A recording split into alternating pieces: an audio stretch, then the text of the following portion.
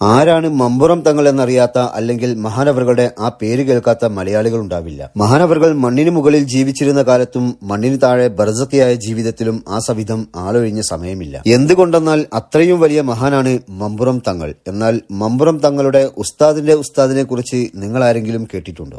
എന്നാൽ അങ്ങനെ ഒരാളുണ്ട്. പേര് സയ്യിദ് ജമാലുദ്ദീൻ മുഹമ്മദുൽ വഹ്ദി റഹ്മത്തുള്ളാഹി അലൈഹി. ഈ കാണുന്ന കൊയിലാണ്ടി വലിയകം ജുമാ മസ്ജിദിന്റെ സമീപത്തുള്ള മഖാമിൽ മഹാനവറുകൾ അന്ത്യവിശ്രമം കൊള്ളുന്നു. അക്കാലത്തെ കുത്തുബായിരുന്ന മഹാൻ വലിയ സീതി കോയത്തങ്ങൾ എന്ന പേരിലായിരുന്നു അറിയപ്പെട്ടിരുന്നത്. ഹദറമി സാദാത്യങ്ങളിൽ നിന്നും അലവിയ സാദാത്യങ്ങളിൽ നിന്നും ആദ്യമായി കേരളത്തിൽ വന്നത് മഹാനവറുകളാണ്. വടകര താഴങ്ങാടിയിൽ അന്ത്യവിശ്രമം കൊള്ളുന്ന ചെറിയ സീതി കോയത്തങ്ങൾ മഹാനവറുകളുടെ സഹോദരനാണ്. ഈ മഹാന്മാരും മമ്പുറം തങ്ങളുമൊക്കെ ഒരേ കുടുംബക്കാരാണ്. 50ഓളം സയ്യിദ് കുടുംബങ്ങൾ കൊയിലാണ്ടിയിലുണ്ട്. അവരുടെയൊക്കെ പിതാമഹനാണ് ഇവിടെയുള്ളത്. നബി സല്ലല്ലാഹു അലൈഹി വസല്ലമ തങ്ങൾ ഖുർആനും തങ്ങളുടെ കുടുംബത്തിനെയും നമുക്ക് നൽകിയിട്ടുണ്ട്. 5 വക്ത നിസ്കാരത്തിലും നാം ഓരോരുത്തരും നബി സല്ലല്ലാഹു അലൈഹി വസല്ലമ തങ്ങളുടെ കുടുംബത്തിന് വേണ്ടിയും പ്രാർത്ഥിക്കുന്നു. ഇനി വരാനുള്ള ഇമാം മഹ്ദി റളിയല്ലാഹു അൻഹുവും നബി സല്ലല്ലാഹു അലൈഹി വസല്ലമയുടെ കുടുംബത്തിൽ നിന്നാണ് വരുന്നത്. ഇങ്ങനെയൊക്കെ ഉണ്ടായിട്ടും നബി സല്ലല്ലാഹു അലൈഹി വസല്ലമയുടെ കുടുംബത്തിന് ഇസ്ലാമിൽ ഒരു പ്രാധാന്യവുമില്ല എന്ന് വിശ്വസിക്കുന്ന ആളുകളുമുണ്ട്. അതുപോലെ താൻ പ്രതിനിധീകരിക്കാത്ത മതസംഘടനയിൽ ഏതെങ്കിലും സയ്യിദ് ഉണ്ടെങ്കിൽ അദ്ദേഹത്തെ ചീത്ത വിളിച്ച് നേരെ പള്ളിയിൽ പോയി ചിലർ നിസ്കരിക്കുകയും ചെയ്യും. എന്നിട്ട് നിസ്കാരത്തിൽ നബി സല്ലല്ലാഹു അലൈഹി വസല്ലമ തങ്ങൾക്ക് വേണ്ടിയും കുടുംബത്തിന് വേണ്ടിയും പ്രാർത്ഥിക്കുകയും ചെയ്യും. സയ്യിദന്മാരെ വില കുറച്ച് കാണുന്നവരെ ഈ വീഡിയോ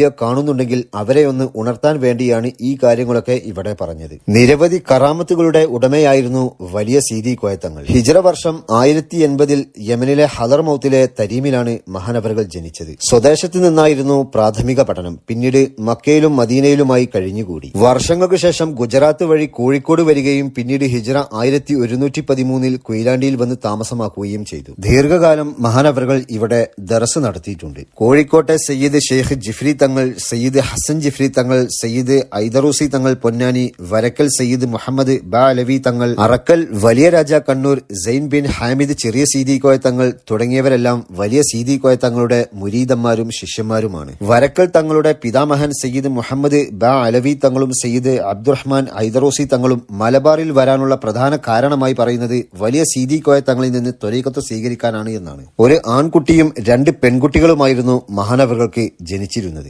ആൺകുഞ്ഞായ സയ്യിദ് ഹാമിദ് തങ്ങൾ ചെറുപ്പത്തിലെ മരണപ്പെട്ടു. സയ്യിദ റുഖിയ, സയ്യിദ റൗല എന്നാണ് പെൺമക്കളുടെ പേരുകൾ. കേരളത്തിൽ ആത്മീയ മേഖലയിൽ ഏറ്റവും പ്രധാനപ്പെട്ട ആളാണ് കൊയിലാണ്ടി വലിയ സീതി കോയ തങ്ങൾ. പിൽക്കാലത്ത് കേരളത്തിൽ വന്ന എല്ലാ മശായിഖന്മാരുടെയും നേരെ ഷെയ്ഖോ അല്ലെങ്കിൽ ഷെയ്ഖിന്റെ ഷെയ്ഖോ മഹാനവറുകളായിരിക്കും. വലിയ സീതി കോയ തങ്ങളും സഹോദരനായ ചെറിയ സീതി കോയ തങ്ങളും ഒരുമിച്ചാണ് കേരളത്തിലേക്ക് വന്നത്. എന്നാൽ അവർ ആദ്യം വന്നു ചേർന്നത് തിരുവനന്തപുരത്താണെന്നും തുടർന്ന് മലപ്പുറം താനൂരിലും പിന്നീട് കൊയിലാണ്ടിയിലും വടകരയിലുമായി ജീവിച്ചു പോന്നു എന്നും പറയുന്നു. വലിയ സീതി കോയ തങ്ങൾക്കും ചെറിയ സീതി കോയ തങ്ങൾക്കും ആ പേര് ലഭിക്കാൻ കാരണമായി പറയപ്പെടുന്ന കാര്യം ഇതാണ്. അക്കാലത്തെ വടകര ഭാഗത്തുള്ളവർക്ക് അറബ് നാടുകളിൽ നിന്ന് വന്ന് അവിടെ താമസമാക്കുന്ന അറബികളുടെ പേര് ഉച്ചരിക്കാൻ പ്രയാസമായിരുന്നു അത്രേ. അതുകൊണ്ടാണത്രേ ഈ സയ്യിദ് സഹോദരന്മാരെ വലിയ സീതി തങ്ങൾ എന്നും ചെറിയ സീതി തങ്ങൾ എന്നും അവർ പേരിട്ട് വിളിച്ചത്.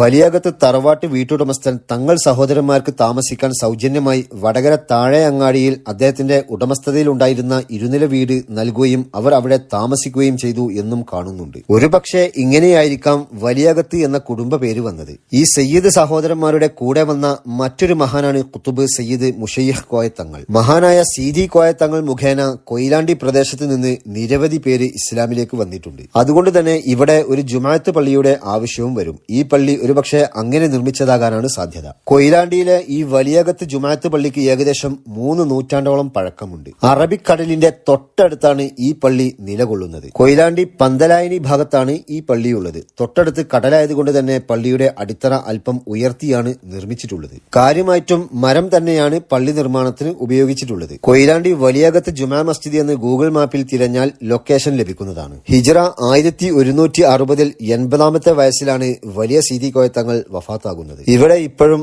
ദർസ് മുറ പോലെ നടക്കുന്നുണ്ട് എന്നും അറിയാൻ കഴിഞ്ഞു. പള്ളിക്ക് തൊട്ടടുത്തുള്ള ചുറ്റുഭാഗവും പടികളോട് കൂടിയ പള്ളിക്കുളമാണിത്. ഈ ചരിത്ര വീഡിയോ ഇവിടെ അവസാനിപ്പിക്കുകയാണ്.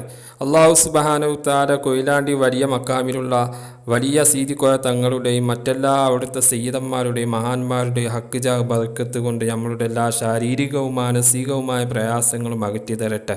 അവസാന ഈമാൻ സലാമത്തായ ആഖിബത്ത് നന്നായി മരിക്കുന്ന സജ്ജനങ്ങളുടെ കൂട്ടത്തിൽ ഉൾപ്പെടുത്തുമാറാകട്ടെ. ആമീൻ യാ റബ്ബൽ ആലമീൻ.